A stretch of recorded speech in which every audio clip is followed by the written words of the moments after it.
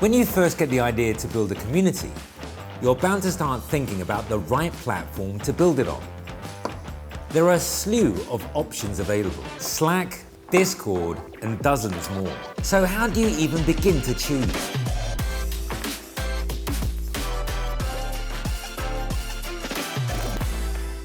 Hi guys, welcome to Community Building 101. More often than not, we talk about why community member experience matters, but nobody tells you the secret to improving it. In this video, we're going to tell you how to treat your community members and get them coming back for more. Well, to start with the conversation, we're going to talk about a must-have community feature.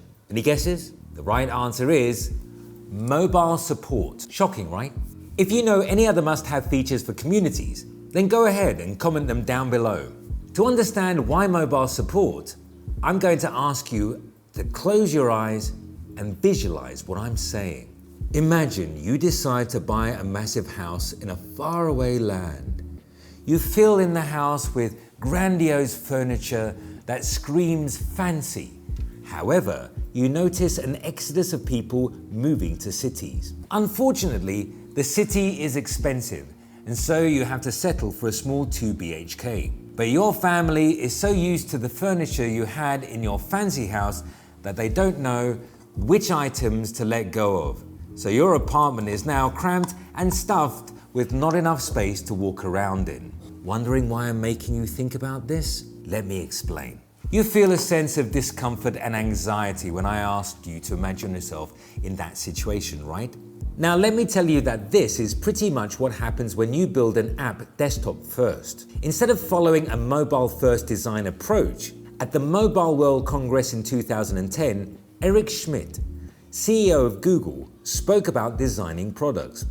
He said that designers should always follow the mobile first rule in product design. I know many designers that make a great effort in building an amazing desktop version. But unfortunately, they eventually come to realize that it can hardly be adopted on a mobile end. Even if they can, many creative ideas have to be sacrificed on. And boom! Your mobile end version will seem like an afterthought to users. Sort of like an incomplete product which has been watered down. But if we take the mobile end product design as a starting point, things become easier. This is because designers will account for restrictions like bandwidth and screen size. They will naturally head for a lean and neat product with prioritized features. When the platform is expanded to a tablet or PC, designers are able to take advantage of the unique features of these advanced ends to strengthen the product step by step. And this is exactly why I suggest you adopt the progressive advancement strategy. We always practice what we preach. So at Scenes 2, we began with a mobile-first design approach and battle-tested the platform across different phone specifications and network bandwidths. This might have cost us in terms of product launch, but ensured that the platform is much more robust and adaptable. But that's not all. There's one more reason to choose mobiles: notifications. The main reason for this is that web notifications are routed to the user in two ways: by enabling desktop notifications and via email. To get a better understanding of how these notifications work, let me break it down for you. In fact, pour to the effect that e-commerce has a rate of 0.5 to 5%, media 0.5 to 6%, and financial services only 0.5 to 10.5%. Delivery rate is also lower if the computer is off. If people have opted in, then click-through rate, CTR, is best between 11 AM and 6 PM. More importantly, you simply cannot send a high volume of chat messages via desktop push notifications. Things get worse with emails. For starters, you can't send chat notifications over email. Even just sending posts, you will eventually hit the spam folder. And obviously, as a community scales, the volume of notifications obviously increases. I'd say playing with email notifications is like playing with fire. If enough people mark you as spam, you're in potentially irreversible trouble. So we've identified this problem and made sure Scenes has automatic thresholds based on community size to prevent your members from getting flooded with emails as you grow. Well, yes, we can be smart sometimes. By downloading an app, people give the app permanent real estate on their phones, even though it is a little friction. Your chat channels send out the highest volume of notifications, and unlike Discord, Scenes threads together chats like WhatsApp after 1 to 2 messages, saving a ton of real estate and pissed off users. So, my recommendation is, if you're planning to own a large and healthy community in the long term, then you should seriously consider adopting a community platform that is mobile friendly. This takes out the big players like Discord, which are built primarily for desktop. Now we've digressed a little bit from the focus of the video, which is giving your community members the most rad experience ever. We already talked about how mobile support contributes towards this, but are there any other methods? Well, sure there are.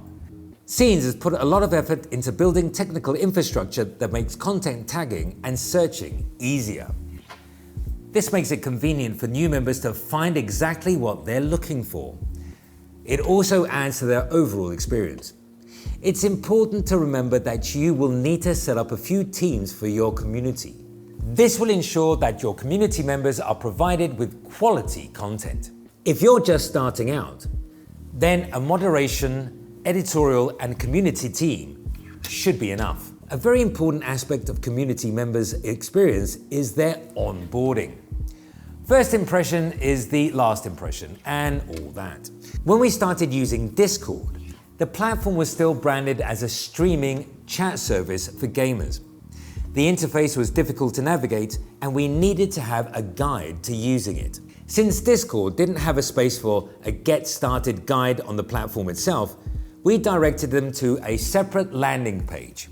By the way, Scenes allows you to do this natively through static pages. Now, apart from all these, the best guarded secret to building a happy community is a 7-star experience. Imagine a situation where you've posted a question on a community group. You wait for hours to no avail. Not a single person has responded to you. An experience like that can be quite embarrassing. This is why you need to make sure that someone from your team is constantly scouring the internet for answers to questions that are asked in the group. With such an approach, community members won't fear rejection or indifference when they engage in your community, since someone from your team is guaranteed to respond. This is just one instance of how you can create a 7-star experience. In today's age, 5-star is the minimum standard for customer expectations. This is why it's your job to go above and beyond to impress them.